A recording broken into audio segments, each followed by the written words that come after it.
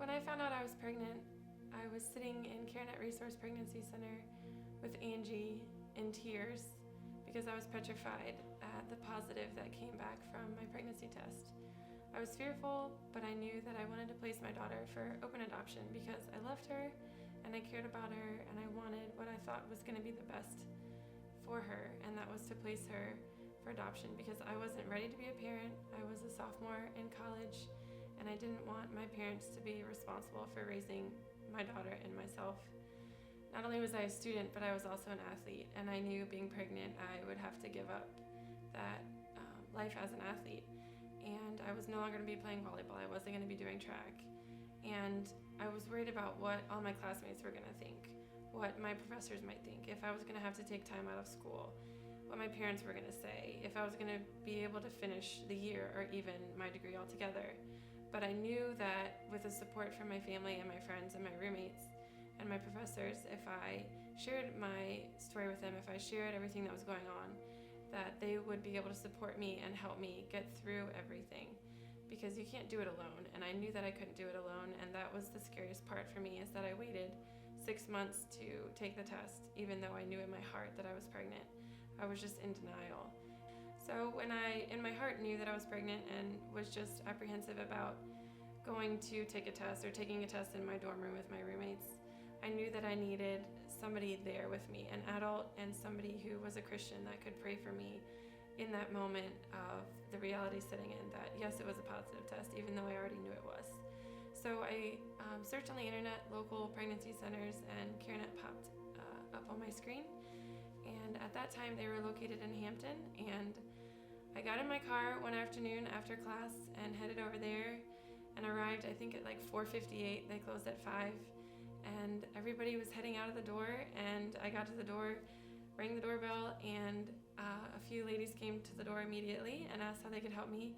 I said, "Oh, I noticed that you close at 5. It's okay, I'll come back another day." And Angie came over immediately and was like, "No, we have time. Come on in. How can we help you?" And I just started crying, and I think I even fell to the ground. And Angie picked me up and encouraged me to come back into her office and talk with her. And we decided not to take the test that day because I wasn't ready and because it was late.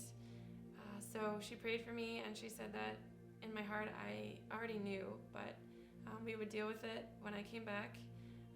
And she encouraged me to continue praying and to hang out with my roommates and do things to get my mind off of things. So I came back on, I think, the following Monday, again after class, and at that time Angie looked at me and said, "Let's do this, let's go ahead and take this pregnancy test together." And so at that time we did, and again I was disheveled in my chair and not knowing what to think or do or say, and Angie brought the test out and it was positive. And again I knew, and I knew in my heart the whole time, and Angie said, "You don't need to freak out because you already knew. You've known in your heart for a while now."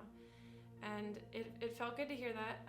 However, in that moment you still want to argue, you still want to say, "No, this isn't possible, this can't be happening to me," because I never expected it, I never thought that it would. And it was real, and it was my reality, and it was something that I now had to face and deal with and make decisions quickly, because I was so far at that point. I was almost 7 months pregnant at that point, so I knew that I needed to see a doctor.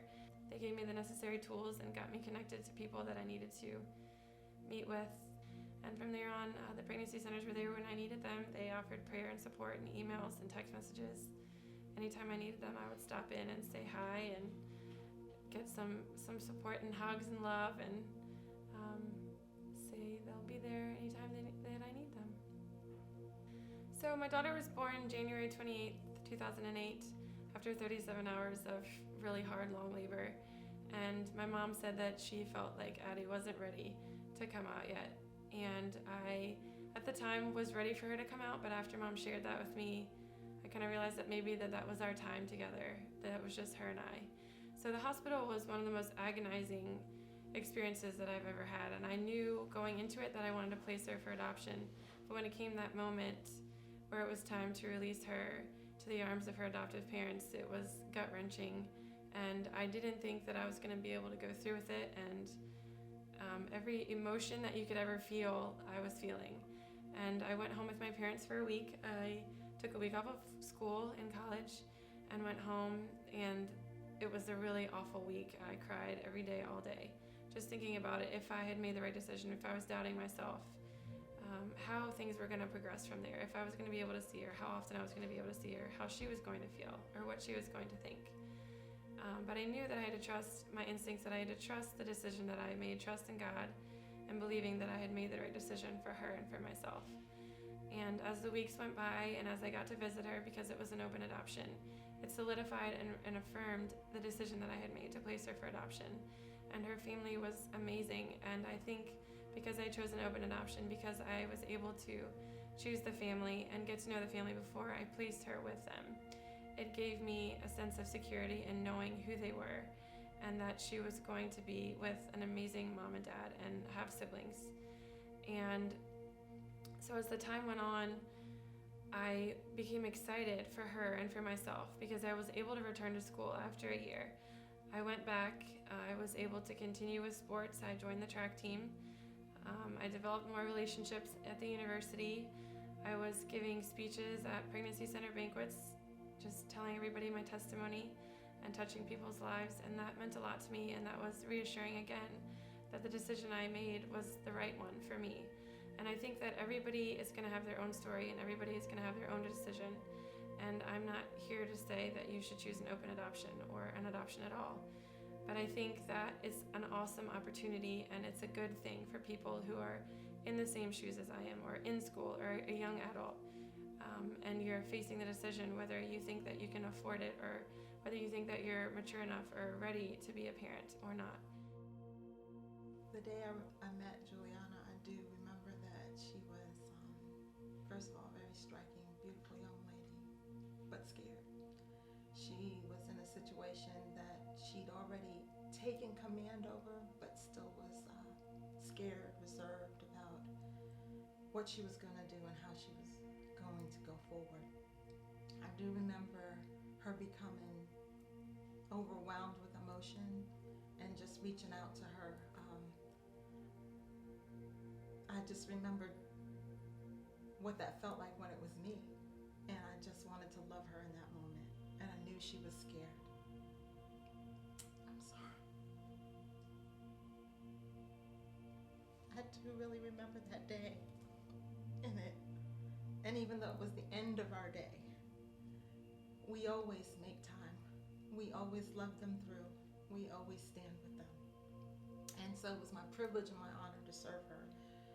And she came back, and she was visibly pregnant. It was quite obvious that she was pregnant and in denial. But we had to work through some things, and she was willing to do that. I remember Juliana saying, my baby's gonna bless somebody. And she wanted to follow that through and see that that happened. And she did everything she had to do to make it happen, while still being in school, while still facing challenges with being away from home and issues with the father of the baby and his family, a circa of things that you had to overcome. But I remember that you were determined to have the best for your baby despite some of the things that you were facing. I think everybody who faces an unplanned pregnancy is going to have initial fear and anxiety. But when they have people surrounding them who love them and care for them and are telling them that everything is going to be okay, it builds them up, it gives them confidence, and their faith in God can get them through the situation and give them hope that they're going to make it through and that their child is going to live a happy life. And whether they choose to raise their child themselves or place their child for adoption, either way they're going to have a relationship with their child, and it's going to be a beautiful one.